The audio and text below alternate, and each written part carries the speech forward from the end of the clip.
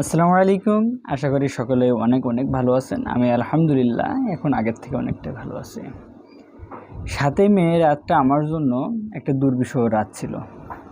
আমি অন্য আরও ৫ জন ১০ জন ১০০ জনের মতন সুস্থ স্বাভাবিক জীবনযাপন করতেছিলাম। সাধারণত দৈনন্দিন সমস্যা ছাড়া আমার কোনো সমস্যা ছিল না। শারীরিক রোগ বলতে মনে করেন হুটহাট করে জ্বর, মাঝে মাঝে সেটা বছরে ১ বার বা ২ বার, হয়তো কখনো মাথা ব্যথা, না হলে কখনো মাথায় একটু খুশকি, না হলে কোথায় কখনো একটু গ্যাস চুলকানি। যেমন দেখা যাচ্ছে বৃষ্টির পানিতে গোসল করলাম বা কোনো জায়গায় নতুন পানিতে গোসল করলাম বা অ্যালার্জি জাতীয় কিছু খাইলাম, এই ছাড়া আমার তেমন কোনো সমস্যা ছিল না। হঠাৎ করে ৭ই মে রাতটা আমার জন্য দুর্বিষহ একটা রাত হয়ে গেল। সেদিনের ঘটনাটা বলতে গেলে আসলে আমার মুখের ভাষাটা আমি হারিয়ে ফেলি। আমি কখনো ভাবি নাই যে আমার জীবনে এভাবেও এমন কিছু হইতে পারে। আমি সবসময় ভাবতাম যে আল্লাহ তাআলা অন্য কোনো না কোনোভাবে আমাকে পরীক্ষা করবেন, অন্য কোনো না কোনোভাবে আমাকে কোনো না কোনো কষ্ট দেবেন, বা আমি যদি কোনো ভুল করে থাকি, কোনো পাপ করে থাকি, সেটার সাথে আমাকে পৃথিবীতে দেবেন। আমার এটা মনে প্রাণে বিশ্বাস ছিল, কিন্তু এই পরিবর্তনটা কখনো ভাবি নাই। 2024 সালের মে মাসের 7 তারিখ আমি প্রতিদিনের মতো আমি আমার কাজ করতেছিলাম। খুব টায়ার্ড ছিলাম সেদিন, কাজের প্রেশারটা অনেক বেশি ছিল। রাত 9টার দিকে আমার ওয়াইফকে বললাম চলো গোসল করে আসি। তো সে প্রচণ্ড গরমের একটা সময়, রাত্রে গোসল করে এসে ঘুমালে খুব সুন্দর ঘুম হয়। আমি গোসল করে আসলাম। গোসল করে এসে আমি এশার নামাজ পড়বো সেই প্রস্তুতি নিচ্ছিলাম। হঠাৎ করে শরীরটা এত পরিমাণে ক্লান্ত যে 5টা মিনিট শুয়ে উঠে আবার না হয় নামাজ আদায় করে নেব, খেয়ে নেব। এবং আমার কাজের প্রেশারটা এত বেশি ছিল যে আরও অনেকগুলো কাজ বাকি ছিল, সকালে করব ভাবছিলাম। তখনই ভাবলাম যে না, রাত্রে কাজগুলো কমপ্লিট করে রাখি, সকালে একটু রিল্যাক্স থাকতে পারবো। যেই ভাবা সেই কাজ, এমন মাইন্ডের ছেলে আমি। তো আমি মোবাইল ঘাঁটতেছিলাম। আমি বলতে পারি সময়টুকু যে রাত তখন 10টা 30 বাজে। আমার হাত থেকে জাস্ট মোবাইলটা আমি বালিশের উপরে রাখছি, আর যখন আমার অ্যাক্সিডেন্টটা ঘটে তখন রাত 10টা 40, মাত্র 10টা মিনিটের ব্যবধান। কপালের ভরে হাত দিয়ে শুয়েছিলাম, হাতটা ঘুরে পিছনে চলে যায়, আমার শোল্ডার জয়েন্ট ডিসলোকেট হয়ে যায়। জাস্ট অ্যান অ্যাক্সিডেন্ট, এমন একটা অ্যাক্সিডেন্ট যা কোনো মারামারি কাটাকাটিতে নয়, যা কোনো আমার পথ দুর্ঘটনা নয়। যে ছেলেটা একটা মাসের ভিতরে 600 কিলোমিটার ট্যুর 2বার কমপ্লিট করলো, আল্লাহ তাআলা তাকে সেইখান থেকে সুস্থ স্বাভাবিকভাবে ফিরিয়ে নিয়ে আসা এমনভাবে তার জন্য একটা অ্যাক্সিডেন্ট ঘটায় গেল। মানুষ বলতে পারে না যে আমি কি এই করতেছি, আমি কি সেই করতেছি যে আমার জীবনে অ্যাক্সিডেন্ট ঘটবে। আমি তো সব কিছু সেফলি চলতেছি। আমিও তো সেফলি ছিলাম না। আমি তো কোনো দুর্ঘটনা ঘটার মতো কোনো কাজ করি নাই, ওভার স্পিডিং করি নাই। আমি তো শান্ত শিষ্ট একটা ছেলের মতন সারাদিনের পরিশ্রমের পরে ক্লান্ত দেহটাকে নিয়ে একটু বিছানায় গা মিলিয়ে দিয়েছিলাম। সেখানে কি হয়ে গেল, আমার জীবনের এই সব থেকে বড় দুর্ঘটনা ঘটে গেল। আমি আমি আমি আফসোস করি না আমার এই দুর্ঘটনা নিয়ে কখনো, কারণ আল্লাহ তাআলা এর থেকে ভালো কিছু রাখছেন। কিন্তু কষ্ট কখন লাগে জানেন?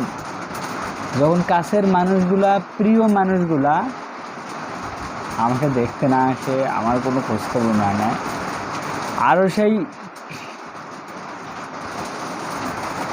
আত্মীয় স্বজন রিলেটিভ, সেই মানুষগুলোর মধ্যে থেকে কিছু মানুষ শুনতে বলে এটা কোনো ব্যাপার না, এটা নিয়ে কোনো প্যারা। আজ এই ভিডিওটা যখন পাবলিশ হচ্ছে 3 মাস, আমি মনে করছিলাম 2 মাস যেদিন কমপ্লিট হবে সেদিন আমার এই মনের অজানা ব্যক্ত এই কথাগুলো বলে দেবো, কিন্তু আসলে বলা সম্ভব হয়ে ওঠে না। কোনো একটা স্থিত বোধ থেকে বা কোনো একটা কারণে কিভাবে বলবো এটা ভেবে এখনও কখনো বলা হয় না। আমার আত্মীয় স্বজনরা না অনেক বড় বড় কথা বলে এমনি সময়, তাদের কথা শুনলে আপনারা জাস্ট অবাক হয়ে যাবেন, জাস্ট অবাক। ভাববেন যে তারা মনে হয় সব দায়িত্ব নিয়ে রাখছে আমার, তারা আমার এতটা টেক কেয়ার করে, সেই টেক কেয়ারের কোনো আপনাদেরকে বুঝাইতে পারবো না এভাবে বলে। একটু উদাহরণস্বরূপ বলি, আমাকে বলে আমি নাকি ভালো না, আমার নাকি রক্ত খারাপ, আমি নাকি একটা বাজে ছেলে, আমি নাকি আনকালচার্ড একটা ছেলে। আরে ভাই, আমার যদি রক্ত খারাপ হয়ে থাকে, আপনি যে কথাটুকু আমার বলছেন না, আপনি কি আমার রক্তের বাইরে? আপনার রক্ত থেকে তো আমার রক্তটা আসছে। আপনার মাইন্ডটা যেমন, আমিও তেমন। আপনি কোনো কাজ করার আগে একটা বিষয় নিয়ে 10টা প্রশ্ন করলে দোষ নাই, আমি 5টা করলে দোষ।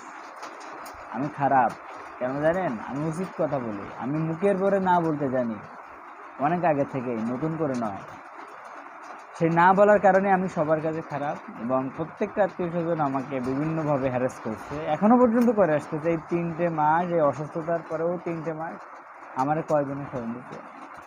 আমি কয়েকদিন আগে একটি ব্লগ পোস্ট করছি, যেখানে এই কথাগুলোর কিছু কিছু অংশ আছে। আজকে সেই কথাগুলোর কিছু অংশ আমি এখানে উঠাই নিয়ে আসবো। আমার স্ত্রীর ডেলিভারি ছিল, আমার স্ত্রী ছিল শ্বশুর বাড়িতে। তার হঠাৎ করে সে জল বসন্ত আক্রান্ত হয়, মারাত্মক আকারের জল বসন্ত। তো স্বাভাবিকভাবে তার সেই সময়ে মানসিকভাবে বড় সাপোর্টটা দেওয়ার জন্য আমার প্রয়োজন ছিল। আমি এইখান থেকে চলে গেছিলাম, যার পরে তার প্রত্যেকটা তাকে গোসল করানো, তাকে খাওয়ানো, তার ওই যে গায়ে জল বসন্তগুলো পেকে রস গলতেছিল সেইগুলো পরিষ্কার করানো, সেইগুলো সব করছি আমি। এর ভিতরে হঠাৎ করে ডেলিভারিতে আমি আমার পিতামাতাকে জানিয়েছিলাম বিষয়টা। তারা গেছিলেন দেখতে। তো তারা যেদিন চলে আসে সেদিন আমার ওয়াইফের সিজার করতে হয়, ইমার্জেন্সি সিজার, কারণ বাচ্চা ডেলিভারির সময় হয় নাই। তারপরও রোগের অবস্থা এতটা নাজুক ছিল আমার ওয়াইফের অবস্থা, তো তাকে ইমার্জেন্সি সিজার করানো খুব প্রয়োজন ছিল। কোনো চিকিৎসকই তাকে অপারেশন করাতে যাচ্ছিলেন না, তার গায়ে এত পরিমাণ ঘা ছিল।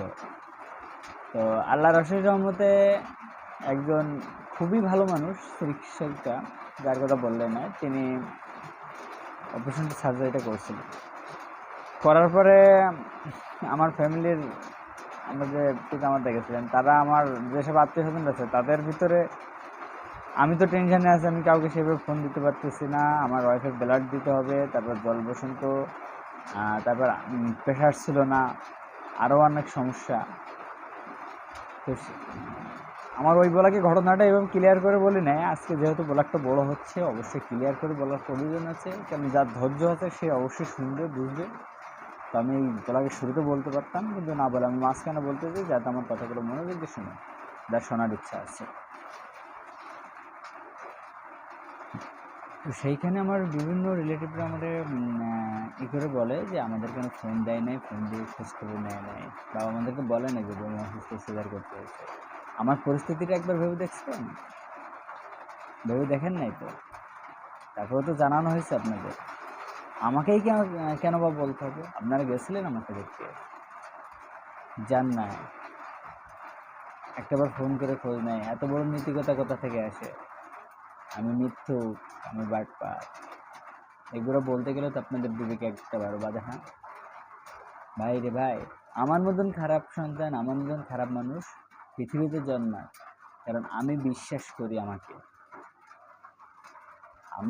বিশ্বাস করি যে আমার মতন খারাপ মানুষ যদি পৃথিবীতে বয়ে যায়, তাহলে মানুষের দুঃখ কষ্ট বোঝার মতো মানুষ পাবে।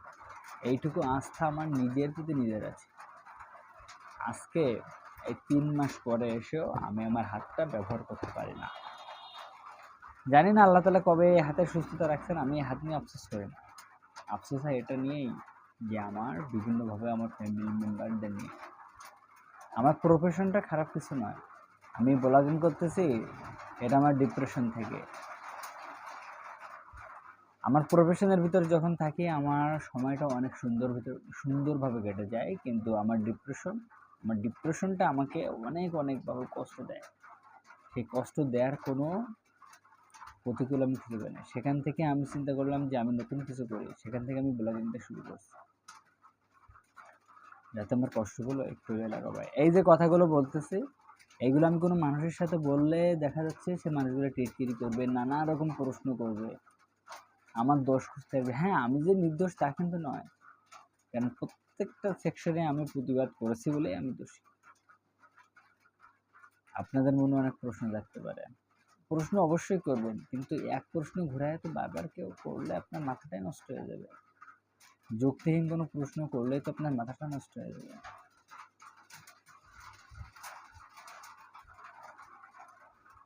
বাংলাদেশে মোটামুটি অনেক ডাক্তার দেখানো হয়েছে, এখন ইনশাল্লাহ খুব শীঘ্রই হয়তো বা উন্নত চিকিৎসার জন্য অন্য কোথাও ট্রান্সফার হওয়ার চিন্তাভাবনা আছে। এখন জানি না আল্লাহ কোথায় নিয়ে যাবে, কীভাবে সুস্থ হয়ে যাব আমি জানি না। তবে আল্লাহ তাআলা আমার জন্য যেটাই ভালো রাখছেন, মঙ্গল রাখছেন, সেটাই হবে ইনশাআল্লাহ। আপনাদের কাছে এইটুকু কথাই যে আপনারা আমার জন্য দোয়া করবেন। এই অল্প কিছুদিনের পরিচয় আপনাদের সাথে আমার, আমি সেইভাবে কেউ আমাকে এখনও চেনেও না যে স্পেসিফিক কোনো মানুষ। আমরা যখন কারো ব্লগ দেখি বা কোনো কিছু করি, আমরা সার্চ করে হলো তাদেরকে দেখি, কিন্তু আমাকে সার্চ করে দেখানোর তো কোনো মানুষ নেই। সুইপের মাধ্যমে যেগুলো আসবে সেগুলাই